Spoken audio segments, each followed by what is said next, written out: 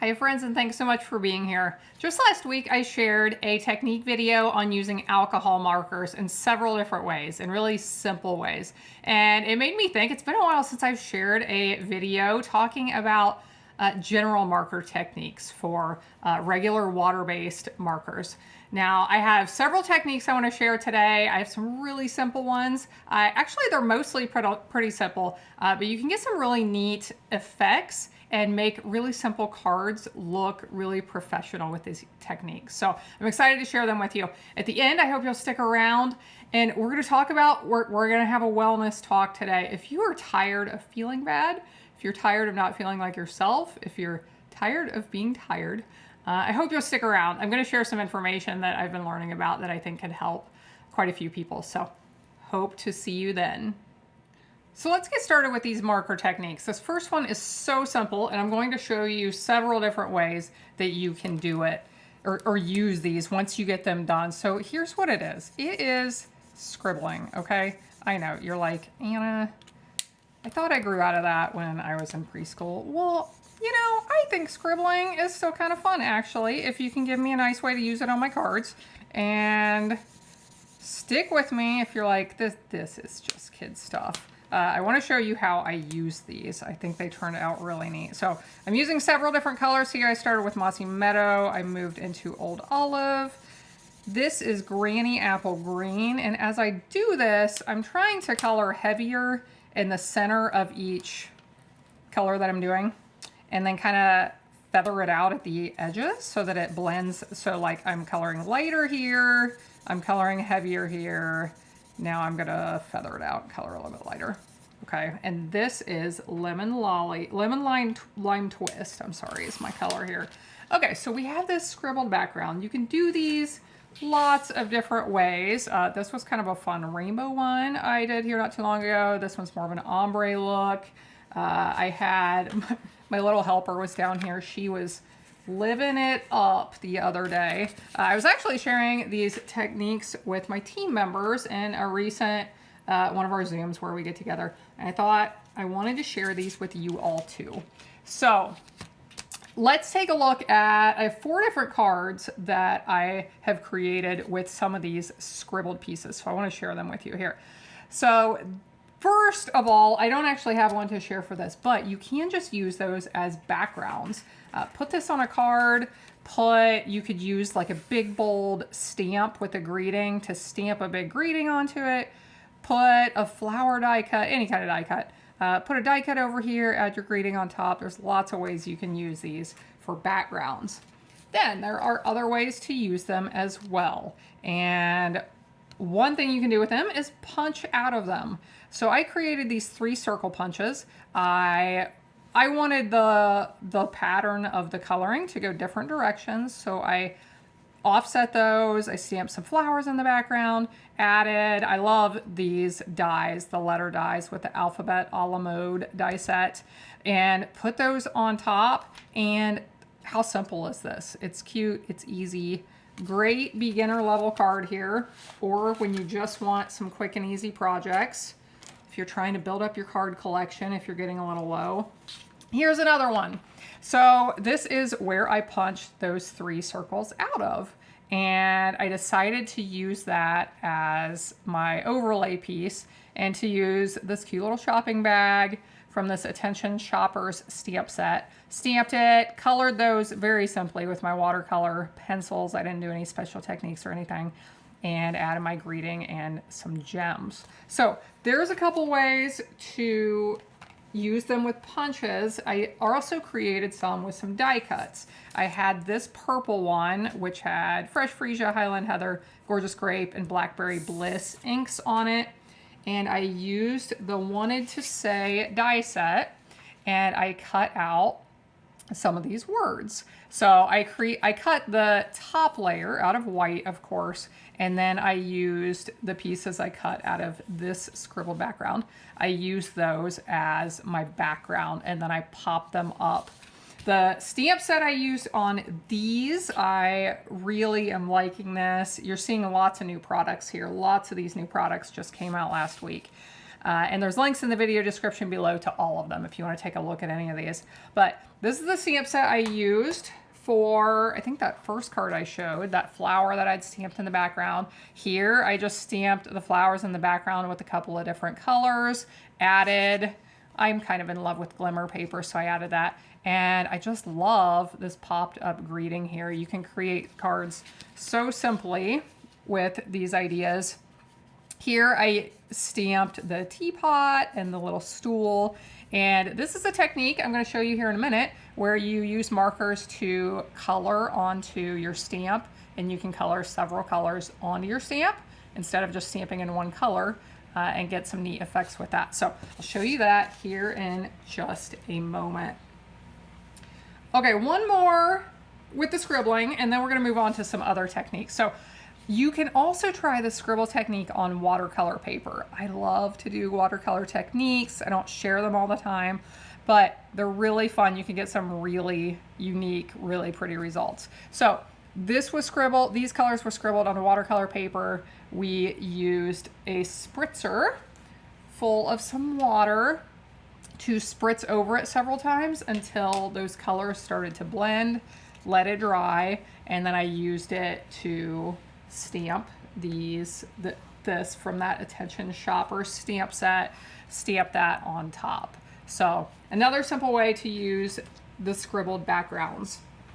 Okay, now let's move on to some different techniques. I have several more to share here. And this first one is what I had just mentioned, where you color different colors on your stamp with your markers. So I chose a greeting. It says, "With heartfelt sympathy." This is from that Country Flower set. I love the greetings in this set. They have the prettiest font, and there's a little one that says, like, what does it say? Flower market? Here, I'll pull it in if you want to. That way you can just look while I'm coloring. So when I am coloring onto my stamps, when I want to do this technique to get multiple colors, I always hold my marker basically flat with the stamp. I do not want to color like this because, one, it could damage the tip. Two, I'm going to end up with ink like all over where I don't want it. This really helps to keep that ink right there on the surface of the stamp where you need it and not in the other places. So this is Moody Mauve. I always recommend starting with your lighter color first and moving on to your darker color or darker colors next. Because let's say I had colored with this Blackberry Bliss first and then I came back in with the Moody Mauve. If my Moody Mauve marker hit any of those places where I had already colored, it's going to pick up that darker ink. That's going to affect my marker. I don't want that to happen. So if you start with the lighter colors, that shouldn't happen. Here was a mat that I had cut out a die from here not too long ago. I love to save these pieces. It's a great way to get more use out of your paper. And I thought I would stamp my greeting down here. So we get the lighter and the darker. Now I have another sample here to show you of this that I think you might like. This is from the Magnolia Mood bundle. I love this. I've been using it a lot. If you follow along with my videos, you have probably noticed. But here is one I did with that Magnolia stamp. So the colors I used on this, I started with Lemon Lolly for that real subtle yellow creamy color. I added a little bit of crushed curry here in the center, and then the leaves were Old Olive, and just kept the background really simple. I had this piece left over from a card I had made in one of my team meetings also. But I had that piece. I was like, that makes the perfect background. I'm going to stick this right over top, stamp that greeting. And that's a fun way to use your markers as well. Okay, my next technique is something, I believe I have heard this called thumping before. I sort of want to call it dabbing, but it doesn't matter. What we call it is not that important. But what we're going to do is first color onto the stamp like we did with the last one, but then we're going to add some more colors. So first I want to color Now I just told you, use your lightest colors first, so I better do my pinks first. I don't want my pink markers to soak up green ink. That would not be helpful. So when you're doing this and when you're holding that marker flat, like what I talked about, flat instead of upright, you really can go over these pretty quickly, depending on the type of stamp. This one right here, I don't feel like I have to be as careful with it.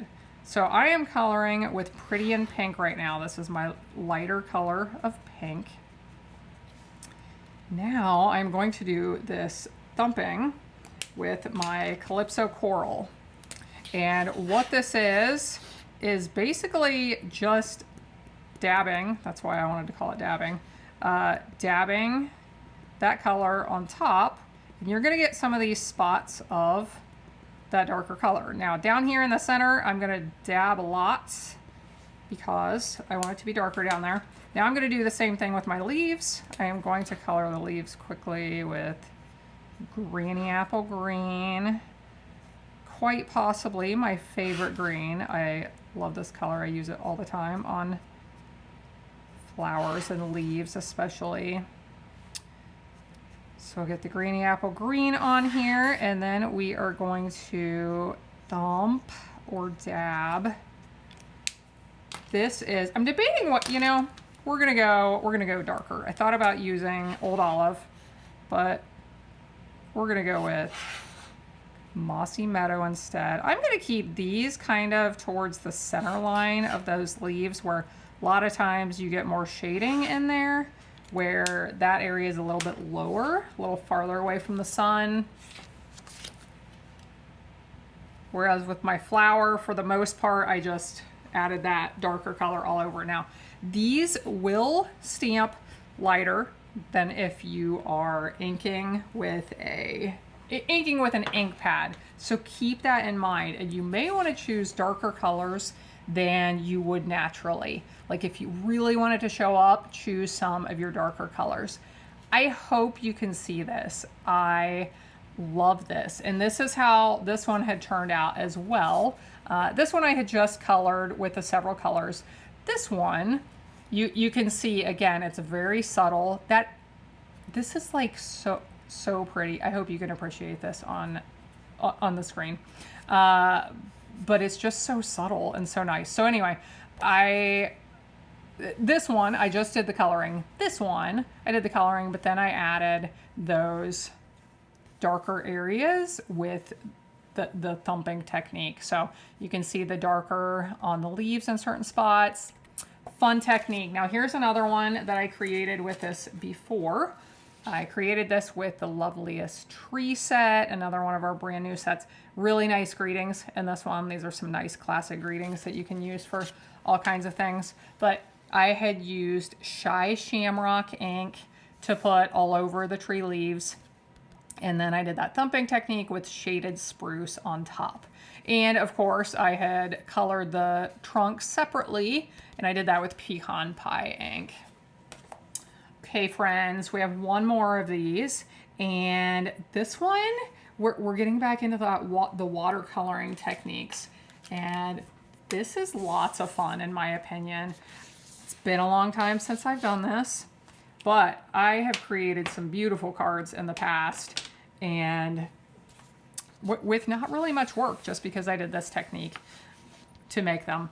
Now, you are going to want some kind of foam pad. This is my Stampin' Pierce mat, covering it up with some paper because this one isn't as dirty as most of them are, but we may get some ink outside of the card mat, which I'll bring in right now. We may get some ink outside of this, so that'll just protect the foam pad from getting inky. Now here I'm going to bring in one of my acrylic blocks. Do you ever stamp with your blocks? We're going to stamp with our block today. So this is my size C block. I have done this with different sizes. I've done it with smaller ones. I've done it with larger ones. And I guess I'll show you what we're going to do before I elaborate so that you have an idea of what I'm talking about. So what we're going to do here is color some ink onto the block. We are going to use some spritzers, a spritzer, to spritz onto that block with that color, then we're going to stamp onto here. This creates some really neat backgrounds. Okay, as I mentioned before, always start with your lighter color first. This is Peach Pie. Next, I thought this copper clay color would look really neat with the Peach Pie, so we're going to try it out. I haven't done this before. We're going to find out right now what it looks like. And I'm actually going to spritz this over here to keep it away from my cardstock. So you can decide how many times to spritz. 2 might have been enough. A lot of times I go with 3. Oh my goodness. This is like, it's giving me a desert feel right now. We need a cactus stamp to put on top, I think. But I just cleaned my block off on my Stamp and Chamois, my favorite tool for cleaning my stamps. And I am going to dry my block quickly to make sure there's not still water on it. We're going to do it again. We're going to do this 2 more times after we have all of our supplies out. Pretty quick and easy. Let's spritz it again. We're going to do this down here. Clean it again, dry it off again, and we'll do that one more time. Now I have one of these that I created. You'll see my finished card. I created it with blues. I created it with boho blue, and I honestly forget what the darker color was. I think it was Misty Moonlight. It might have been Blueberry Bushel. But I think you're really going to like this card, my finished card that I'm going to share, that I did this technique on. So you could do this on watercolor paper if you prefer. This is just regular white cardstock.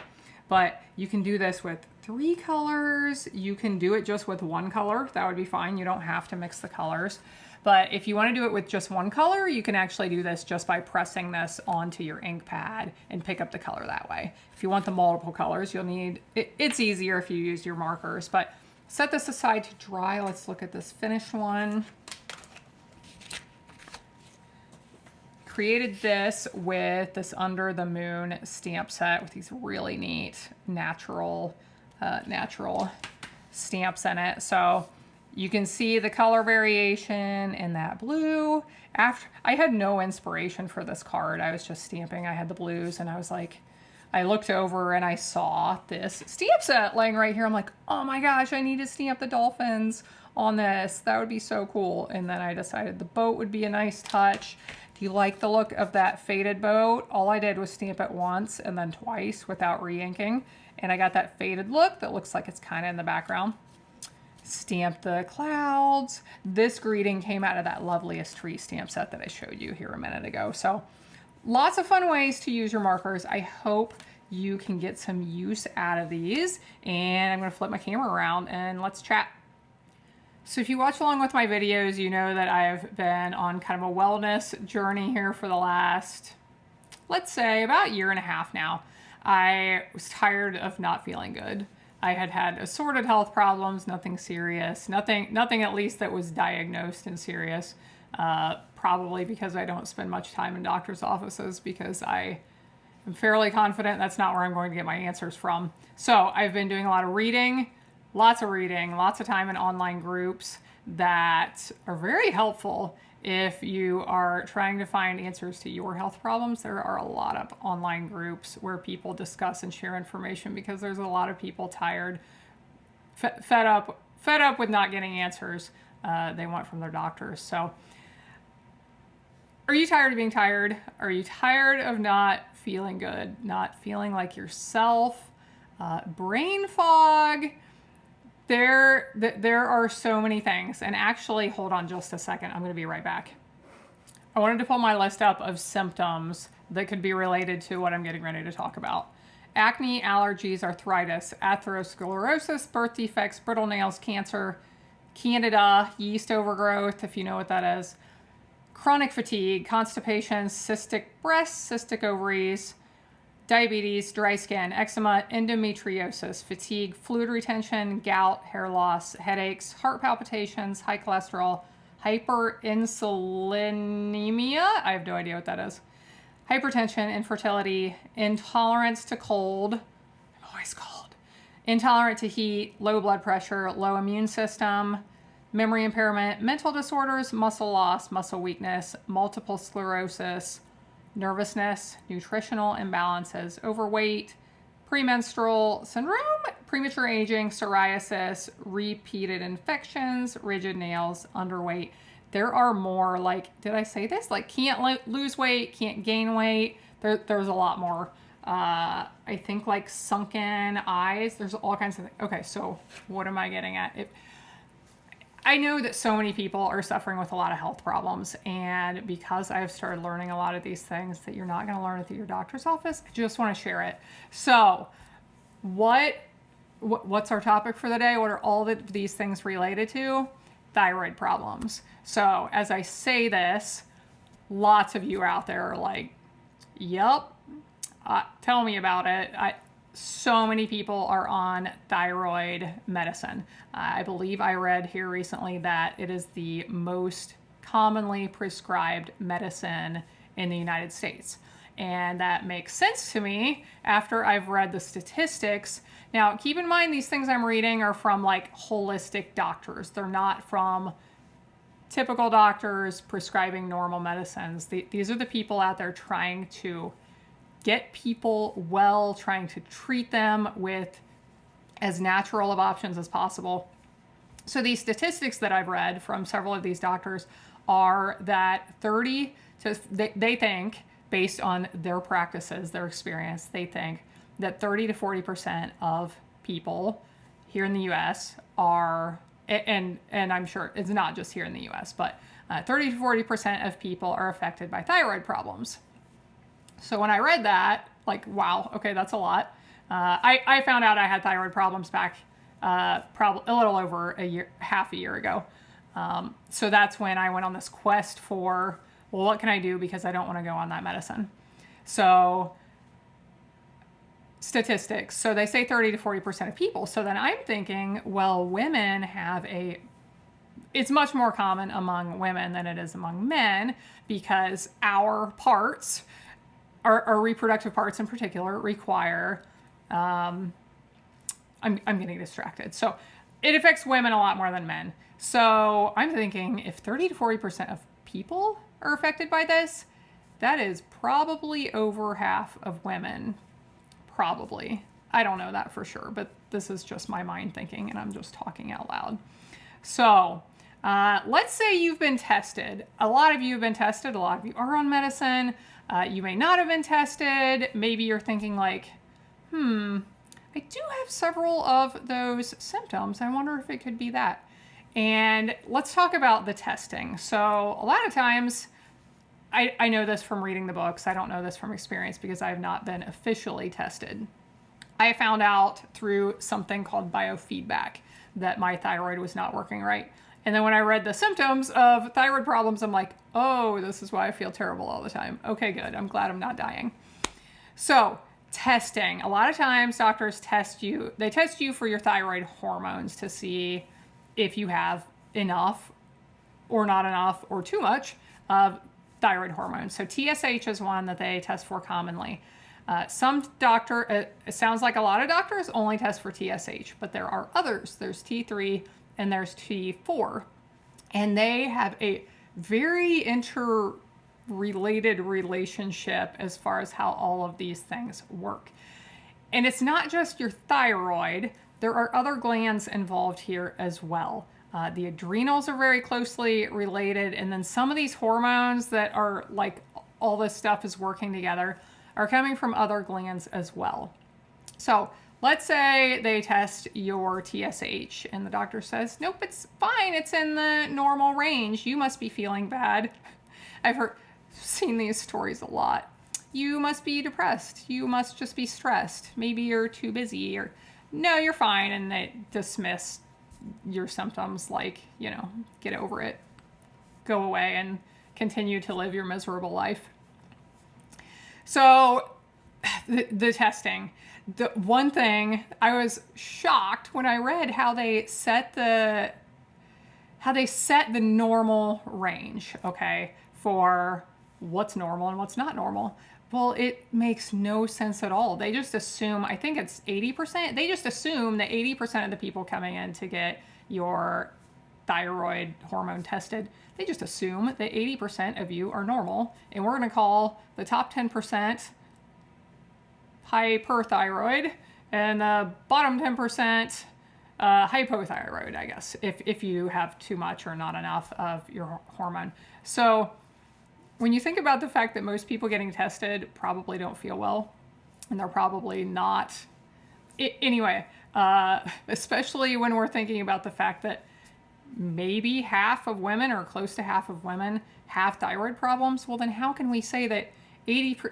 So they set these numbers for, well, if you're below this, you're going to be, you're low. If you're above this, you're going to be high. But the way they set those numbers is not really kosher, in my opinion. So there's that. Then there's the fact that they only test your hormones in your blood, I believe, but like the hormones are doing their job in your cells. So there are problems with, you might have enough hormone, but it's not getting to where it needs to be. There's all these things working together. And most doctors are not testing and like actually looking at this in depth enough to figure out, is that really the problem? Okay, so I have some notes here, so I have a hard time. I lose track of myself. So if you're there thinking like, maybe I should get myself tested again. They told me I was fine, but I feel bad. And maybe I need to look into this further. Or maybe you haven't been tested and you have some of these symptoms and you're thinking you want to try and find out. You can pursue the typical, our normal medical system route. At times, people have to insist that I want all of these hormones tested, or we have to insist that we look deeper at it. Something to consider is I'm not a doctor. I don't give medical advice. I'll probably say that lots of times as I'm talking about things like this. Just trying to share things to maybe help you, but something you may want to consider is finding a more holistic doctor, a naturopath, someone who treats people through natural routes. A lot of these medications on the market are causing all kinds of health problems that don't make that list at the end of the commercial when they give you all the side effects. There's a lot more they're not even talking about. So if we can pursue natural routes, it is going to benefit us in the way we feel and in our mind and in our bodies. So you may want to pursue a more natural route. Sometimes it can be hard to find someone. There are search locators online for like holistic doctors and different things. So you could try to search for those. One thing that you may want to look into if you have thyroid problems or you think you have thyroid problems, or honestly, from the statistics I've read on this, almost all of us are deficient in this. It's a mineral, right? A nutrient? I don't know. This is where you're like, I kind of sort of thought maybe you knew what you were talking about. And then I'm like, well, what is iodine? It's a mineral, right? So I'm having stage fright right now. I'm sorry. So when I talk about iodine, I talked about this before. Again, I'm not a doctor. I don't give medical advice. I am sharing information that I believe could help almost everyone, honestly. So where do I start with iodine? It is an essential nutrient that we all need. It is very critical for the functioning of your thyroid gland. So in the United States, our soils are very deficient in iodine. Soils near the oceans, near bodies of water, have higher levels of iodine. If you're eating I think I saw North Carolina has the highest level of iodine in the soil. If you're eating all your food from North Carolina, you may not be deficient. If you eat lots and lots of seafood, especially seaweed, do you eat a lot of seaweed? You may be getting plenty of iodine. Otherwise, a lot of us are deficient. So one of the things that I found very interesting when I started learning about this iodine stuff is that when you start to supplement with iodine, if that's something you choose, you start to detox all of these chemicals that are in the, if you look at the periodic table, when's the last time you thought about the periodic table? For me, it was like college chemistry class, and that just brought back really bad memories. But anyway, the things in the same column as iodine on the periodic table, they're in our environment, and our bodies don't necessarily like them or don't necessarily like high quantities of them. Bromides, bromine, bromides, halides, they call these things. And basically they're at least in high levels, they're toxins to our body. So as you start to supplement with iodine, you start to purge these things, and you may have some detox symptoms, which are interesting. But I found it so very interesting that when I started supplementing with iodine, I very clearly could tell my body was detoxing in a lot of ways. But for example, my brain fog. Do you have brain fog? Oh my goodness. How many of us don't have brain fog? My brain fog started to clear. And this is talked about in these books. I'll make sure you have these books here in a minute if you want to take a look at more information on all of this. But so the brain fog. So back in the day, I don't know how long ago, they had treated, I believe, I don't know, some kind of overstimulation. I think they treated hyperthyroidism when your thyroid is working too hard. They treated it with these bromines, this chemical, I guess back then it was a drug, I don't know. But it's a sedative. It is a sedative. So these bromines are in all kinds of things that we're in contact with all the time. For example, some of this stuff is just like, I just can't even believe it. Okay, so up until I think like 1970 or 80, they put iodine in flour products. So if you're eating bread, if you're eating cereal, these things are all supplemented with iodine. Somewhere around there, and I seemed a little unclear as to why this happened, why it was switched. They stopped supplementing the bread products with iodine, which we need, and they started supplementing it with these bromines. Your bag of flour isn't labeled with bromide, right? There's stuff in there that they don't even have to tell us. It doesn't make any sense to me.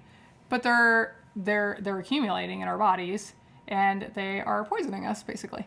So when you start supplementing with iodine, it starts to like purge this bad stuff that shouldn't be in us. It starts to purge that stuff out. Now, I've gotten very distracted from where I was going. I'm trying to think if there's anything else important I want to mention before I get you the names of these books to do some further reading. There was one other thing I was going to say, but I don't know what it was, so let's just go on with this.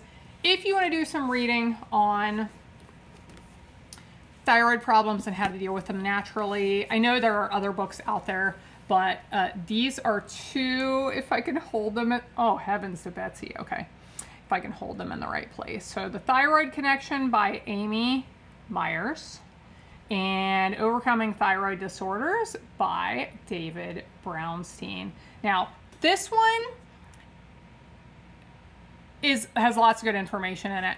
I do feel it's a little bit of sales pitch to purchase the supplements that they have started selling, and so it has good information. Don't feel like you have to buy the supplements. And then the iodine. So I didn't say this.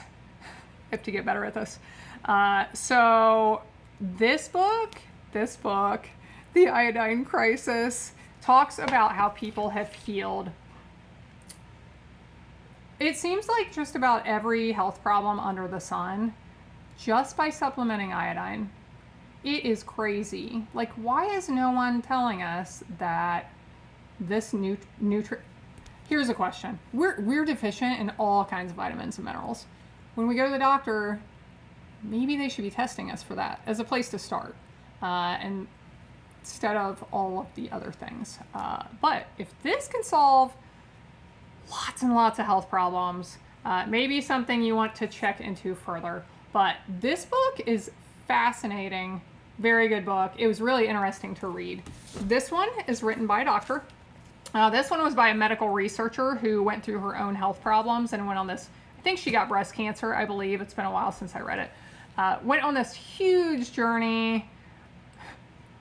Finally figures out that people are curing breast cancer with iodine. They're probably going to delete my video. Like, that's shocking, right? Like, anyway, why is no one talking about this? Okay, this one's from a doctor. It's not as interesting to read, but it's got lots of good information in it too. So, I've rambled on long enough. I hope this can help somebody. I'm not a doctor. I'm not telling you what to do. I'm not telling you to take iodine. I'm trying to share some information and some resources where you can look further if you don't feel well and if you are not getting the answers you need elsewhere. I appreciate you watching along. I appreciate all of the encouragement you all have been sending me about doing these talks at the end. And I would like to encourage you that if you appreciate me standing here and being real with you every time I come in with a new video, I would like for you to think about who can you be real with today that maybe would help fill a void in their life. This world is in desperate need of us to be authentic and real and be there for people. So who can you be there for today? That's all I got. I'm having stage fright again. Bye everybody. I hope you'll be back again next time when I will be here helping you to hand make with love.